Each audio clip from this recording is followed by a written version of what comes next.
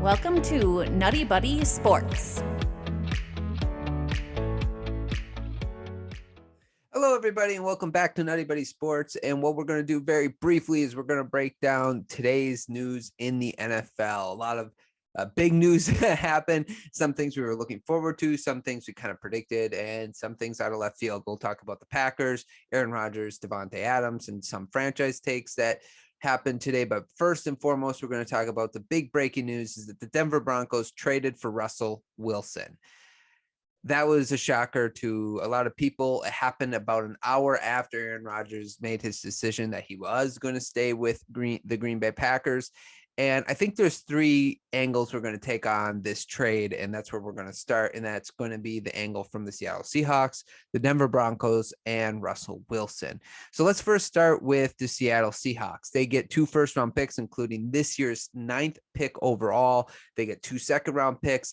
They also get Shelby Harris. They get Noah Fant and Drew Lock. Now, I don't know if they really see anything in Drew Lock. I think that the 9th pick overall will probably be maybe in use to pick a quarterback that they believe in this draft, considering that there's not a lot of quarterbacks that are going to be taken that high in this draft. They might get the first quarterback in this draft. Yet I guess I still kind of believe, however, that there will be people who fall in love with the quarterbacks throughout this draft process. And there will be some teams that will reach for one of those quarterbacks, and maybe Seattle will be one of those teams. They do get Shelby Harris, which is a really solid defensive lineman, which their defensive line has been suspect, to say the least, the last couple of years. And they get a good pass catcher that they can pair next to Lockett and DK Metcalf, in order to surround whatever quarterback they put in with some talent, although their offensive line is the issue. So we'll see if they use some of those picks instead of maybe getting a quarterback to get an offensive line as well. So there's a lot of directions to go. I think it's a solid trade for Seattle. It's not a blockbuster trade, but this is the type of trade I thought that they would probably get for Russell Wilson, considering Russell Wilson and the Seahawks seem to have been breaking up for the last couple of years. It finally came to a head today.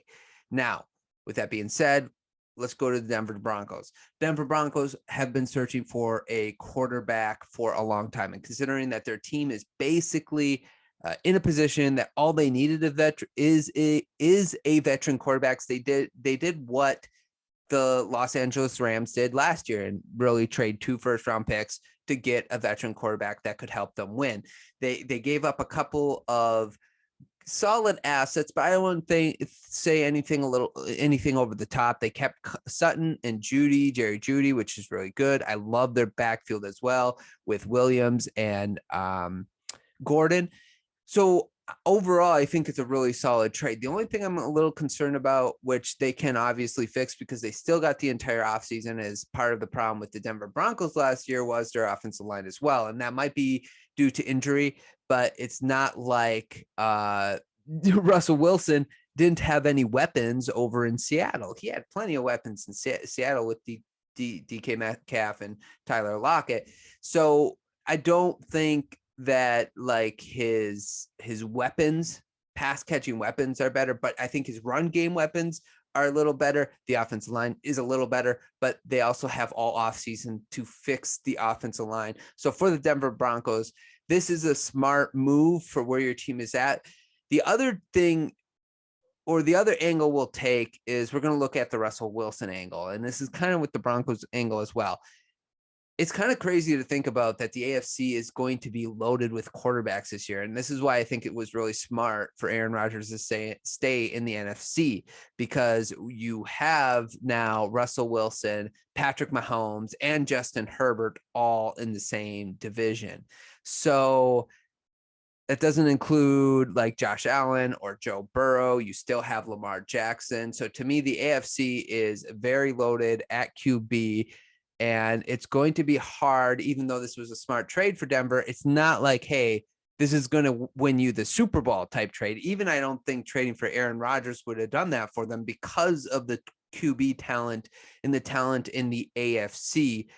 But just like the Rams did last year, this is an all in it move for the Broncos. And I think they didn't have to give up what's the word, like an egregious amount in order to get Russell Wilson. Now, Russell Wilson also is the type of quarterback that seems to have fast starts, and then he ends the season slow. So I wonder if he can find some consistency. And really for Russell Wilson, it depends what his goal is. Was his goal just to move on from Seattle? I think that's fine. He found a nice landing place. Was his goal to go to a team and win a Super Bowl? Well, if that was his goal, I think that he landed on a solid team to do that, but I'm not like, this is no shoe-in team. This isn't like a guaranteed Super Bowl run for this team. And I would say I'm a little surprised that maybe Russell Wilson, and maybe he did want to go somewhere, but somewhere where like a coach is more established. Like I thought of Pittsburgh or even in Tampa Bay, where there's a veteran coach that's been established there for a while, instead of going somewhere with Nathaniel Hackett as his first year head coach and start his career, his second half or his second part of his career there as a Denver Bronco. Or again, to Tennessee with Mike Vrabel with an established coach. So it's going to be interesting to see what this does for Russell Wilson's legacy. It could end up being nothing. He could still end up starting off real fast and then slowing down like he does most years, the last 3 years especially. If you don't believe me, go look at the stats. He'll have 1 or 2 games in the second half of the season where you see like how great he is. But usually, I think it was 2 years ago, it's like he had 4 touchdowns, 5 touchdowns, 3. And then like in the second half of the year, he didn't have a game where he threw over 3 touchdowns, which I thought, wow, that was kind of crazy to think about, because Russell Wilson is oftentimes portrayed as this guy who should have won MVPs and hasn't done that yet. But, you know, I often think it's like revisionist history. We will, you know, there's a lot of great players that could have won MVPs, just never had the opportunity. So for Russell Wilson, I don't know if this is the first team I would have chosen to go to as a quarterback. I think I would have preferred Tennessee or Pittsburgh over the Broncos, but it's not a bad landing spot. I'm just interested to see how going into a team with the first year coach, how that's all going to either help or hurt Russell Wilson moving forward. Now, to move on from the trade, the big trade, we'll talk a little bit now about the Green Bay Packers. Keep Aaron Rodgers, and they also keep Davante Adams, which I think most of us knew if Aaron Rodgers was going to stay, Adams was going to have to stay for sure as well. Now, I'm interested to see how they cut up cap. I think both Preston and Darius Smith will probably be cut. I'm assuming that's going to happen to relieve some of the cap. But I'm also intrigued to see if the Packers have learned their lesson and they will get Aaron Rodgers a second pass catcher that he's been missing for the last 4 to 5 years. Because if they don't do that, the Packers are in the same position they were last year. Also, they need to fix their special teams. So I think the contract that Aaron Rodgers signed was 4 years, like $50 million a year to $200 million. And so I don't think they get any cap reprieve from Aaron Rodgers, which some of my friends here in Wisconsin think that really separates Brady from him. Why Brady's so much better is that he's willing to take less money, which at this point I would say, hey, I kind of agree. But at the same time, how do you know the Packers are going to use that money to go get a wide receiver?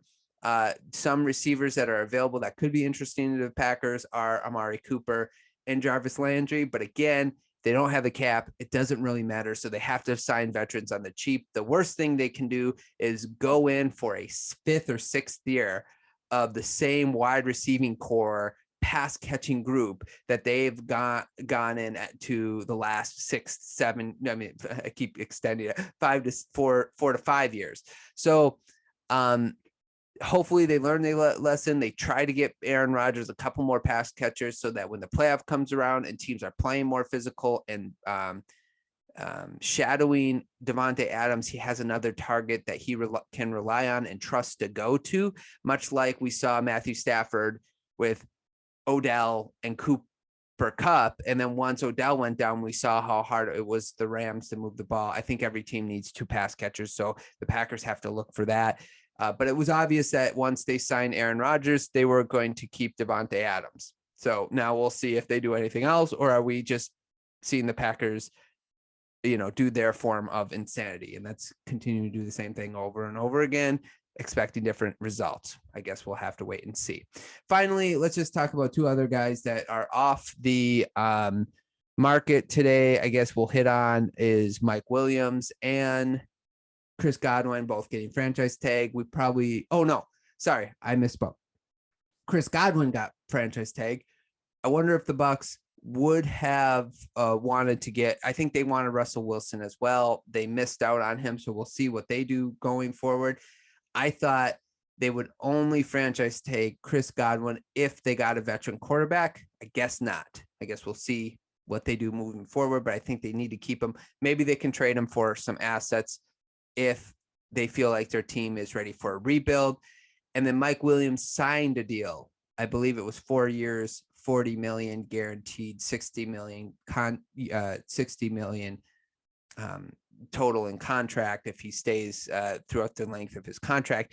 And this, again, was a real smart move by the Chargers. I think you keep your weapons around Justin Herbert. You still have Keenan Allen. You still have other weapons that Herbert can utilize and continue to develop chemistry with. So I like the move, but what is a little disappointing about all these franchise tag, it's making free agency less and less exciting because now there's not going to be as many big names. I think Bates was for the Bengals. The free safety was also franchise tag. Please take that with a grain of salt. I'm just trying to remember off the top of my head. So a lot of people, Gesicki was franchise tag. So there's a lot of people that are being franchise tagged that would have made the free agency more interesting if they were available out there signing with their team or different teams, but just taking meetings, it's more newsworthy. But anyway, them are my quick thoughts of what happened today on March 8th on a Tuesday. Again, just to recap, Packers got to get another pass catcher for Rodgers if they're going to make this run really worth it, making the signing worth it. I think it was time for the Seahawks and Wilson to separate. And I think Denver getting that quarterback puts them a step closer to winning the Super Bowl, but they're nowhere near the favorites to win the Super Bowl in the AFC. I think I still have the Chiefs and the Bills ahead of the Broncos. So that's all I got for today, guys. Thanks so much for listening. Subscribe to the channel, like the video. And if you want to listen to some more sports content from me and my friends, go ahead and find our podcast, NuttieBuddie Sports. And we've recently done a couple of NBA ones. So thanks so much again for listening, and we'll talk to you guys soon.